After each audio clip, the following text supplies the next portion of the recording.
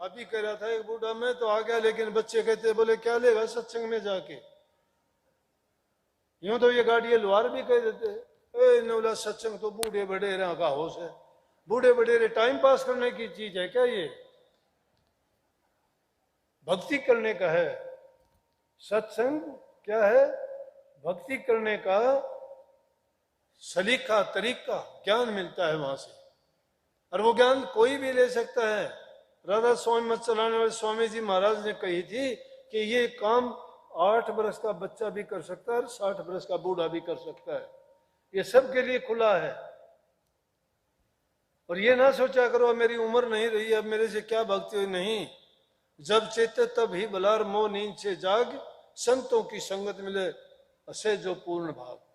सहजोबाई कहती है संतों की संगति जब ही मिल जाए तो अभी उसके ऊंचे भाग हैं। कबीर साहब यूं कहते हैं इसको कि कबीरा तेरी बाड़ी लीचू आने का रही सही ने बटोर ले दोलड़ी ही बन जा। अगर तेरी बाड़ी अच्छी अच्छी चूहों ने खा लिया कोई बात नहीं, जो बची खुची है काली पीली थोड़ी मिट्टी विट्टी मिली पत्ते मिले कोई बात नहीं, उसको बीन ले उसमें, और नहीं तो दोलड़ी तो बन जाएगी। निराश मत हो कि मैं नहीं कर सकता, हर इंसान कर सकता है, आसानी से कर सकता है। हौसला रख के किया करो, बीमारी बढ़ जाती है।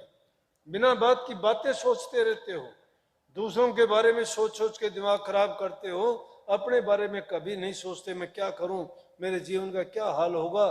कभी इसके अंत के बारे में भी सोच लिया करो, जो पैदा हुआ है वो एक दिन खत्म हो जाएगा। ये चीजें जो बनाते हो, ये महल अटारी है, जो चीजें तुम्हें दिखाई देती है ना, एक भी साथ नहीं जाएगी, सब छोड़ के जाओगे, सब छोड़ के जाना पड़ेगा। ना छोड़ के जाओगे छीन लेंगे, तो इसलिए मर्जी से ही दे दो ना उनको, पहले मर्जी से ही छोड़ दो तो अच्छा है, नहीं छीन लेंगे। मरने पर तो तुम्हें टिटोल भी लेंगे कि देख लो कभी कान में मुर्की ना हो, कभी गले में तवीजी ना हो, कभी नाक में कोका ना हो, कोई नहीं छोड़ता।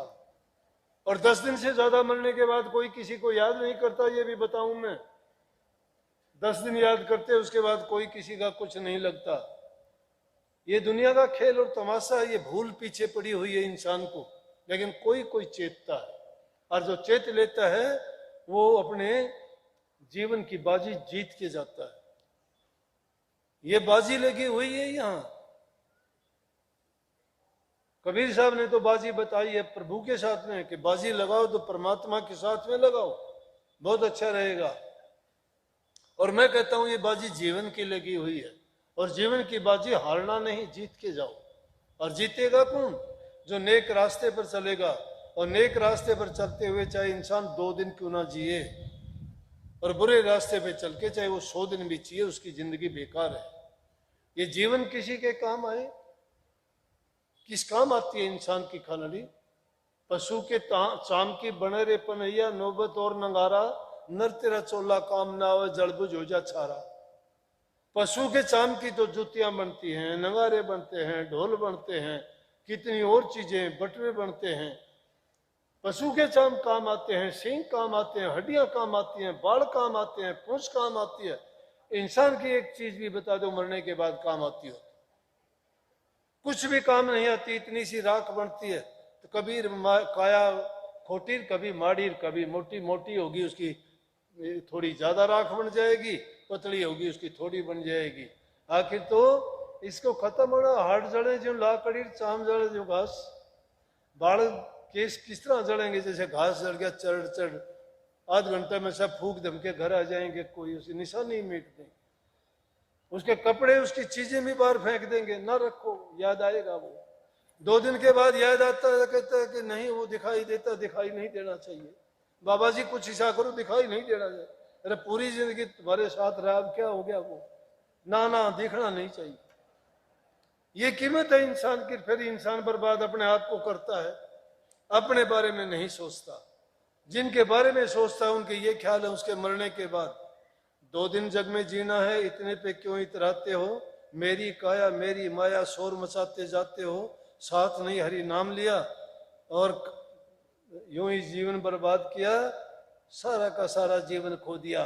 खुश होते हो, माँ भी राजी होती है कि आज साल का हो गया, आज 2 साल का हो गया, आज बर्थडे मनाते हैं, अरे खुशी होते हो, कहते हो कि बर्थडे है आज, कौन सा कि 40वां 50वां सिल्वर जुबली। अच्छा, ये नहीं सोचते कि इतने साल बर्बाद कर दिए, इन सालों में क्या नेक काम किया। अगर कोई नेक किया होता तो अच्छा था कि किस चीज की सिल्वर जुबली। आदमी की कोई चीज घटती है वो तो पछताता है, और इंसान खुशी मनाता है। देखो जिंदगी के दिन कम पूरे हो गए, जितनी जिंदगी मिली थी उसमें साल कम होते जा रहे, वो खुश होता है, हाँ इतने दिन मेरे मेरे सिल्वर जुबली आ गई, गोल्डन जुबली आ गई। ये भूल है, इंसान की समझता ही नहीं है। नकल पे लगा हुआ है, चाहे नुकसान हो चाहे गलत हो, चाहे उससे पाप कर्म हो, दूसरे करते हैं वो भी करता है, फैशन में करते हैं, फैशन में कि वो करता है तो मैं भी ये करूंगा, चाहे उसको अच्छा लगे या ना लगे। भाई काम वो करो जो तुम्हारे जीवन को भी बना दे, तुम्हें सुख शांति दे, जीते जी खुशी मिले, हंसते हुए संसार से जाओ। नेक इंसान के गांधी जी के बारे में कहते, जदों तुसी आए जगत विच, जगत हसा तुसी रोए, ऐसी करनी कर चलो तुसी हंसो जग रोए। कि जब गांधी जी संसार में आए थे तो दुनिया तो हंसी थी, वाह नेक इंसान आया, बड़ा नेक इंसान आया, अच्छा करके जाएगा।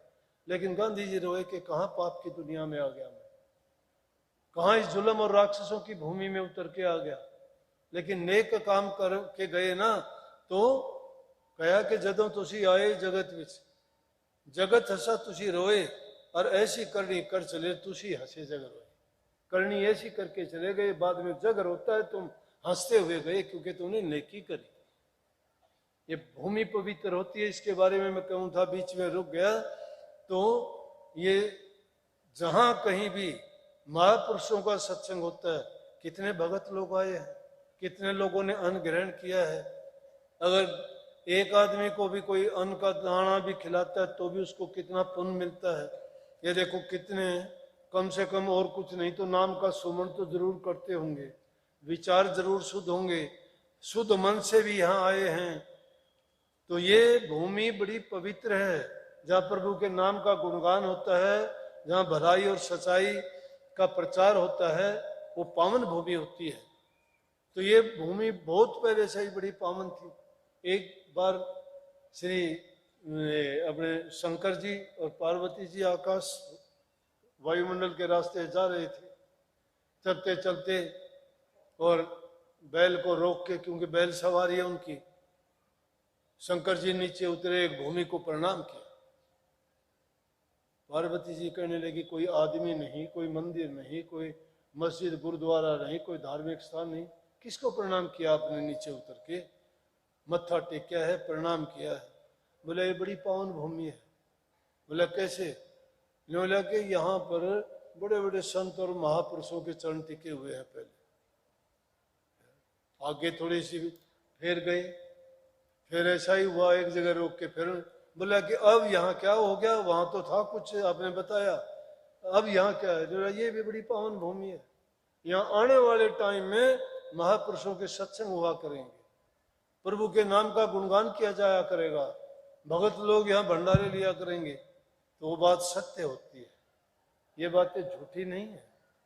वो पावन भूमि होती है जहाँ महापुरुषों के चरण टिकते हैं, जहाँ प्रभु का गुणगान किया जाता है, जहाँ भक्त लोग एकत्रित होते हैं, शुद्ध मन से, शुद्ध वाणी से, शुद्ध और पवित्र जो मन लेके आते हैं, वो यहाँ से बड़ी गुण लेके जाते हैं, अपने जीवन को भी संवारते हैं, और उनके लिए वो एक अच्छा अवसर होता है। तो ये पावन भूमि से, पावन जगह से और महापुरुषों के संग से सब कुछ मिलता है। आप सबको बहुत बहुत आशीर्वाद पुण्य